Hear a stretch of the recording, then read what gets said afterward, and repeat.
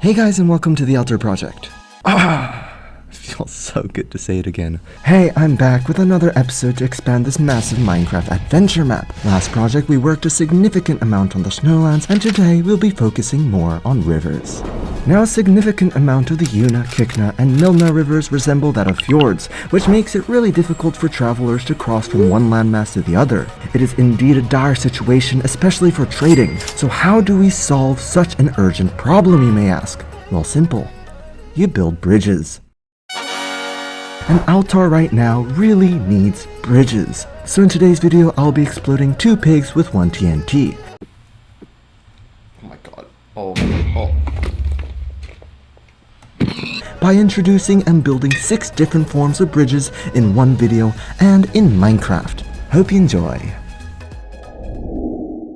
So bridges have a variety of different forms, and the one we'll build here at the sandy delta of the Milna River is a simple arc bridge. Now the oldest type of bridge is said to be the beam bridge, which could literally be anything with a flat platform supported by foundations. This genre could span from a concrete beam bridge to a collapsed tree log. It's a form mostly used in small-scale bridges. I won't be building any beam bridges in this video, however a good example of this could be seen in the log bridge I built for the village of Legs in the Corpo Mundo.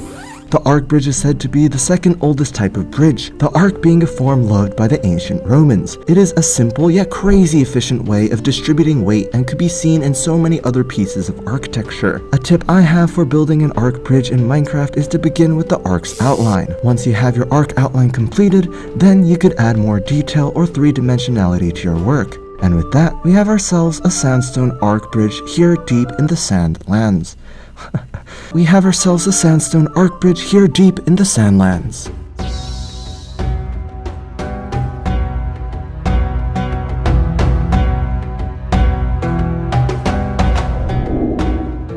The second bridge we will be working on is called a tied arc bridge, which is basically an arc bridge, but the arc is on top of the bridge instead of beneath it. While this could be said to many structures, bridges especially are studied around tension and compression. This balance is what keeps the bridges from falling apart. And so when we say 6 basic bridge forms, we're referring to the 6 most efficient ways bridges can be built to balance tension and compression. Of course, it doesn't really matter in Minecraft, but it's cool. Tied arc bridges distributes tension and compressions like so. Know how the arcs are in constant compression, which really helps materials such as concrete and stone hold. By the way, the beam bridges and arc bridges tension versus compression diagram looks like this.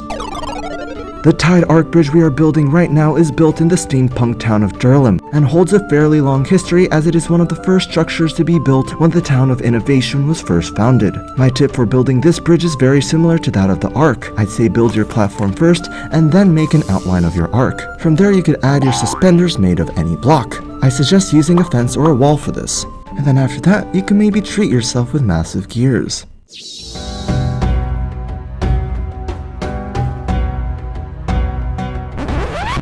Coming in third, we have another bridge icon, the Truss Bridge. Truss bridges were first established in the early 1800s, and for those who aren't familiar with the truss derives from an architectural form that allows weight to be distributed evenly and is also flexible with the changing tension and compression inflicted on it. Its tension and compression distribution looks like this. This bridge will be located in front of a small canyon, which leads to the water-powered city of Erdest. Hence, the color palette for this bridge is blue-based. The tip I'll give for this bridge is to again begin with the outline. It is so important. You could do this by building vertical lines equally apart from each other, and then add diagonal beams, which should then complete your truss. If you want to make bridges that are oriented a little, keep in mind a pattern. The world of Minecraft is literally block-based, so if you imagine each plane to be an XY graph, you can visualize simple linear lines on it, which might make it easier for you to build.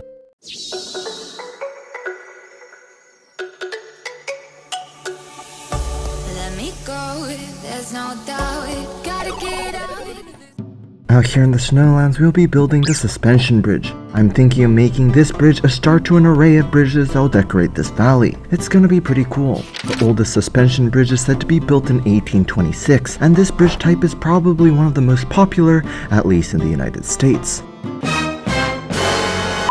since my suspension bridge is fairly small, I thought that going with the large Golden Gate Bridge style didn't fit with my build. That, and I also wanted to do something a little new in terms of visuals. So in contrast to the iconic suspension bridge image, I made these curved structures to suspend the main cables. Usually I'd start with outlining the main cables, however I think for this one, I kinda drew an invisible outline with the suspension cables first.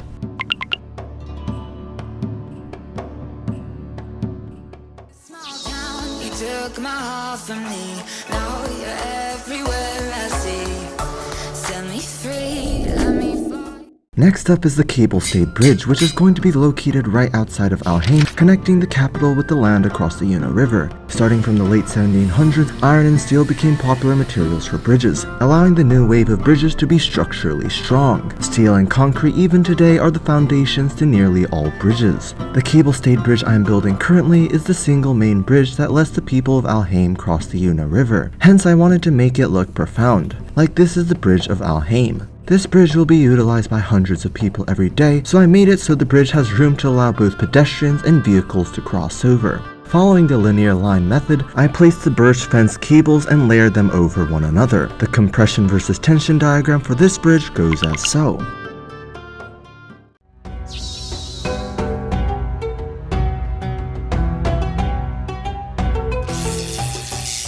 Finally, the cantilever bridge. This bridge will be located over the Milna River, linking the north and the southern plainlands. With its first version built in 1867, the cantilever bridge is arguably the most complicated looking bridge form out there. It really looks like an amalgamation of all the previous bridge forms we've discussed before. Therefore, theoretically, by using elements of the bridges we built before, we should be able to make a cantilever bridge. The tension versus compression diagram looks like this. This bridge is located in a rather interesting place, suspended on these huge chunks of karsts. The area itself is close to the conversion point of all three rivers, hence a large docking station exists here. At least, it will. I again built the platform first, then focused on the outline. I started outlining by finding the center of the bridge, which is completely up to you. From there, leave a little gap, I'd say around 6 blocks long, and then begin outlining your cantilever. While cantilevers can have very complicated shapes, I stuck with a simple triangle. Once you have one triangle done, you can then reflect that onto the opposite side using World Edit, and then finally connect the two with what is called a suspended span.